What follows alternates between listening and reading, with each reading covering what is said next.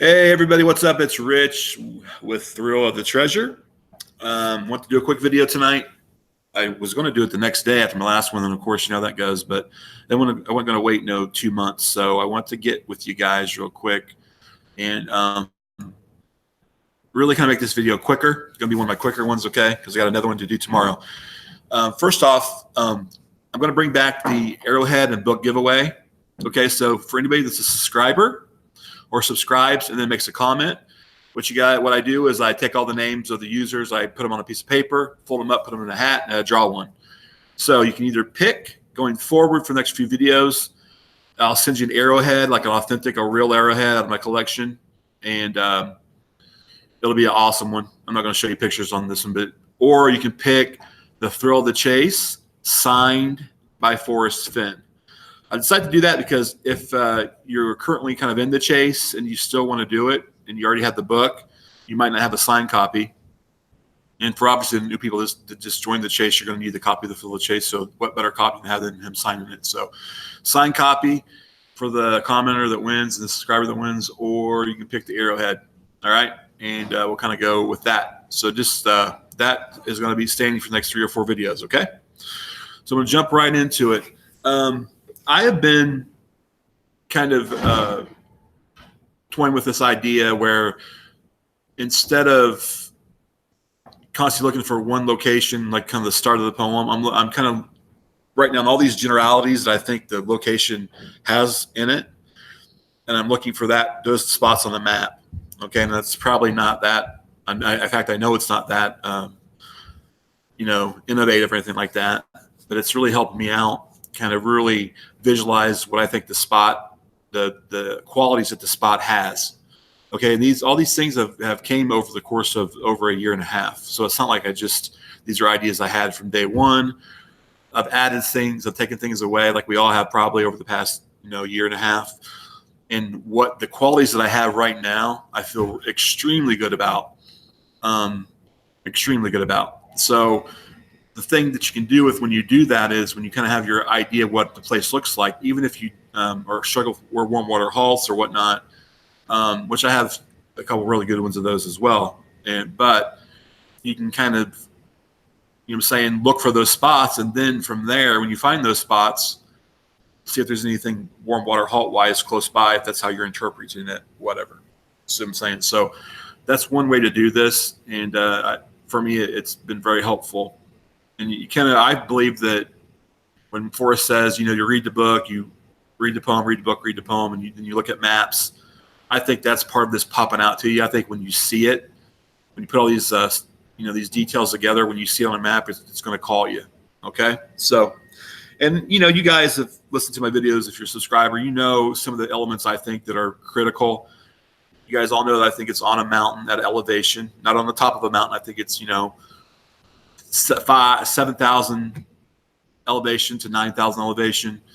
So I think it's that's where I think it's at. I think it's on like kind of the side of a mountain, I guess is the best way to put it.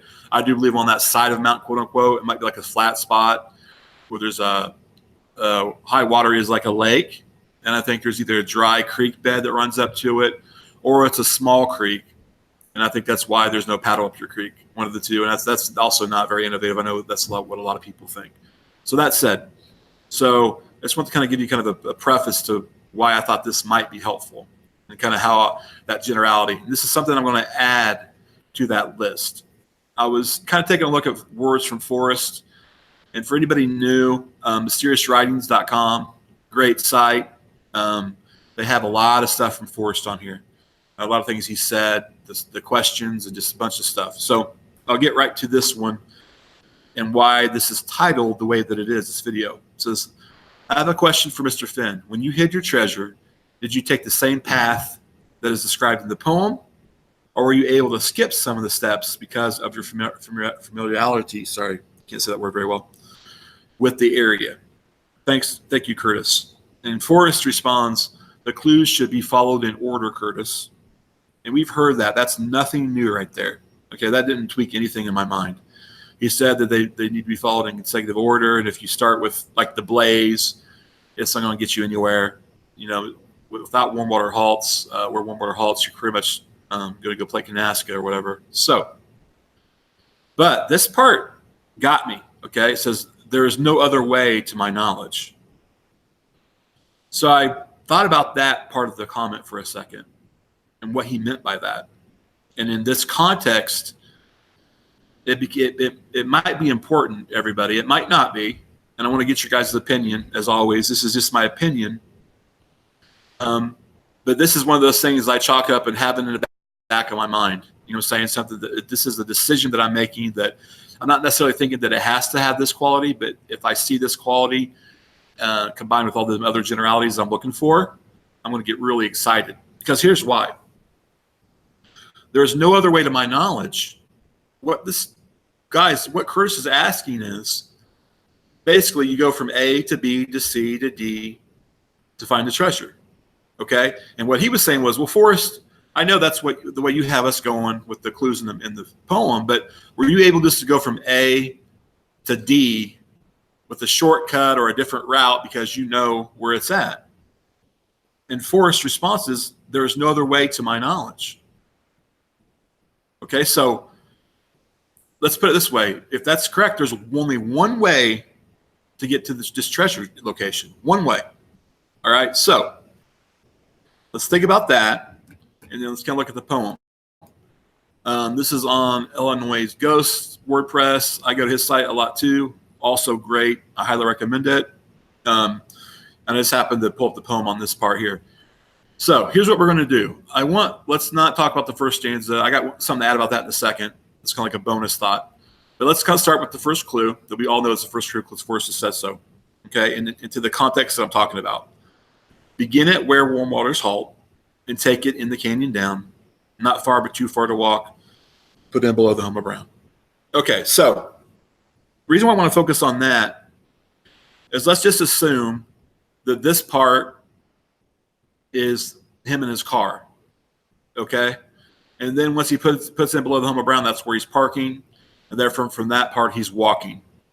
Now, I kind of have a problem with him saying that there's no other way to get there when he's on foot. All right, a little bit, but it even makes it more interesting if you start thinking about this. Just hear me out, okay? Because you guys know as well as I do, if let's say you're 1,000 feet from something, okay? Well, you can go there a bunch of different ways. Technically, you can go like in an arc, right? If nothing's obstructing you, you can go straight to it. You can go in a Z pattern, whatever. You see my point? There shouldn't be. It's not as, how do I put it?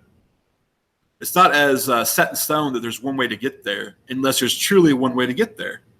So you can take this analysis and put it to the second part of this after the second stanza, okay? And what it's telling me, if you want to take it that far, is that if there's only one way to get there, okay, that means there's one trail, guys, up to this. And you got to assume that's what Forrest is talking about based on the nature of travel. Okay, if that's again, let's go back to the quote real quick. He says, there's no other way to my knowledge. Okay, so Forrest isn't stupid. He knows that somebody can climb, let's say it is on a mountain, for example, right?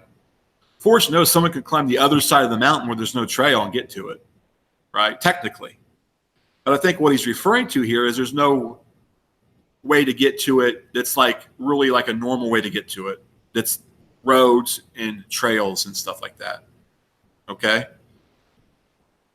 So like I said, that part of it, I'll let you guys speculate more on. But I really want to focus on this part of it. And here's why. It really helps out because if it's true, okay, if there's no other way to get to it, what can it be? See what I'm saying? It can only be not very many things. It either, in my opinion, is either a road, a trail, or a river. Okay? So that's telling me if it's, and he's saying it's not far but too far to walk. So it's not a walk. Now, does that mean can it still be a trail? Yes, it could be. It means maybe he took a horse, for example. Okay? Now, I've discounted that completely based on my comment when he says he's walking back from the treasure and he said to the car and he said to himself, Forrest, did you just do that? Because if he took a horse from the beginning, you don't think he'd put in under the home of brown and get off his horse and then climb up a mountain or to do anything, even if it's not on a mountain. He wouldn't like go this distance on a horse and then stop. That makes sense, because a horse could continue that trail unless there was no horses allowed on the trail. That is possible. Okay, but that it lends itself more to either a boat or a car, because those two types of vehicles you can't take. You can only go so far with that. If that makes sense. Okay, and again, I hope this is making sense to you guys. It really does to me. So it is, in my opinion, one of those things. It was not far, but too far to walk. Okay, but then also what he's saying is he knows of no other way to get there. So what this should be looking like, if you think about that, is it should be only one road, one way to get into this area, one trail to get to this area. And it really speaks to the isolation of it. And it also speaks to how it's going to look that spot's going to look like above in a map. Okay, because if you start looking on Google Earth, which I know we've all done for hours and hours, searching, a lot of places in Yellowstone and you name it, there are multiple entrances, there's multiple trails. So there's multiple ways to get to locations that are kind of the conducive to like the normal way people travel, which I think Forrest is talking about when he says there's no other way he thinks of to get there. Again, you can always walk through like wilderness and swim through a lake and stuff like that. That's not a direct way to get there, but I think he's talking about in this aspect. So guys, just keep that in mind. It's not something that I'm if it doesn't fit this, I'm not going to consider it. But if I see something that fits all my other generalities, and I see it has one way in and one way out, whether that be a trail or road leading to a trail, and then there's, you know what I'm saying, I'm really going to get excited because I'm not sure what else he could mean. And I would love to get your guys' input on what else you think he could mean in this context specifically. We have to do them in order.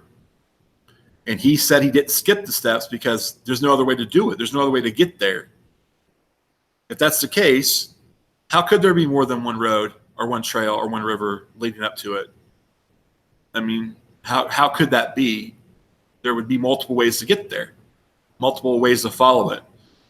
So, yeah, let me know what you think about that, guys. I was really, really excited about it. Okay. So secondly, real kind of like a bonus idea. I was focused on the first stanza. I've been doing a lot of focus on the stanzas that over the past year that I really haven't paid enough attention to. And the reason why is because I think we all do this a little bit where we kind of start, he said that was the first clue, so we kind of start there. And then we, after just go in peace, we kind of just cut off the last two and the first. We all have theories that they're there for legal reasons, and it's going to help with when you find it. You know what I'm saying? And I do believe a lot of that. I 100% believe that it's worded a certain way. But I do believe there's hints in these things. I don't see how there couldn't be. And I think, what was I watching the other night? It was Cal Lasers and K-Pros. They kind of got a lot of people thinking about these, and it really got me thinking, so I appreciate that, guys. So looking at the first one, the very first line of it, it says, as I have gone alone in there. It doesn't say, as I have gone alone there. It says, I have gone alone in there. Okay, so in there, and again, this is nothing innovative, but I just want to touch on it. In there, obviously, because it has a certain meaning to it instead of there. In there, it makes you visualize or think of a certain thing. Okay, so to me, it's either in there physically, like a cave. See what I'm saying? Like the location of the treasure in there, or it's more general and broad and bigger, like in there, like into Yellowstone or into Gatlin National Forest. Okay. Now, I married this like I always like to do. I always like to get kind of combine ideas to get a theory. And when I was looking at the bottom part, we've talked about this quite a bit. So hear me all and listen good. Your effort will be worth the cold. If you're brave and in the wood, I'll give you title to the gold. If you're brave and in the wood. If you really think about it, guys, out of this entire entire poem, that's the most specific that he gets other than Canyon, really. And the Canyon is not that helpful because it's not that's the beginning, not the end, if that makes sense. I mean, I can't explain it. It's not where one word or halts, technically, and it's not where the blaze is at in the treasure. Okay, but if you read this the way that I think it's written, if you're brave and in the wood, he's telling you that you're in the wood. Okay, now you can say that's a general term for the Rocky Mountains, but I don't think so, because wouldn't it say if you're brave and in the mountains? It says if you're brave and in the wood. It's to me, it's more specific. So in the wood, and then gone alone in there. I think for me, and again, this is one thing I'm adding on top of all my other generalities, is I'm really looking hard in national forests now.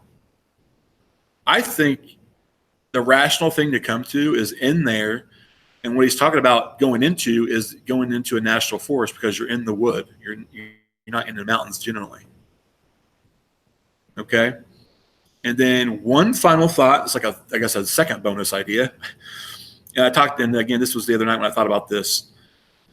Your effort will be worth the cold. That's another huge, huge line because, I mean, think about the search season. Okay, it's summer, like late spring, people go early summer. I know that it gets cold at night, but we're not supposed to search at night, right? That's not safe. We can pretty much discount that. So why in the world are we cold? And again, not innovative, but think about that and add it to all this stuff. Why are we cold? I mean, there's just not many ways to be cold in the middle of summer in that area. You know what I'm saying? There's just not. So you can isolate those for sure. Okay? For sure. I mean, think about it. You either you're wet, so you're in the cold water, or you're up in elevation. And again, that's kind of confirmation bias for me because I believe it's up 7,000, 9,000 feet, or a combination of the two. Some small creek crossing, a river crossing, maybe knee deep, ankle deep, or I'm not a big waterfall guy based on things he said, but let's say that it is in a waterfall. Or let's say, like, I do believe there's high waters lake. So let's say like it's you got to go through a part of the lake. My point is that I really think the cold has to be that you're getting wet and or you're at elevation or a combination. I think I read online for every 1,000 feet, the degree drop but that's from, you got to realize that's from sea level. Okay. So when you're out on these areas, you're not calculating from sea level up on elevation. So keep that in mind. But that said, depending on how far you go up, there is a definite temperature decrease. Okay. I don't think it's enough to make a cold comment. Maybe there's parts that are. So it makes me lean towards you're getting wet. And then if you add that all to everything we know about him not completely discounting that, and it's all the things he said, guys, about it goes back to the walking things, how he didn't want to say he didn't use another form of transportation, the quibbling. Like I said, I think it's waiting. I think he waded in water. I think that's really the answer we got to come to when we put all this together. So really get your answer to why it's worth the cold. And I think that'll help out. So anyway, guys, that's a lot of stuff quick. I hope it was worth it. I got a bunch of cool stuff going. So again, comment, new subscribers, thanks. And for old subscribers, if you still comment, you can still win. You can either pick Arrowhead or a signed copy. I just got a bunch. I ordered a bunch of them, so that's why I kind of waited to offer it again. And that's about it. I'll be back in a couple of days with a new video. And also going to launch the forum and website and all that cool stuff in about a week for sure. I actually have somebody right there in Fiverr working on that stuff because I'm too busy. So, all right, guys, I think that's about it. I will talk to you guys soon. Look forward to your comments. Bye.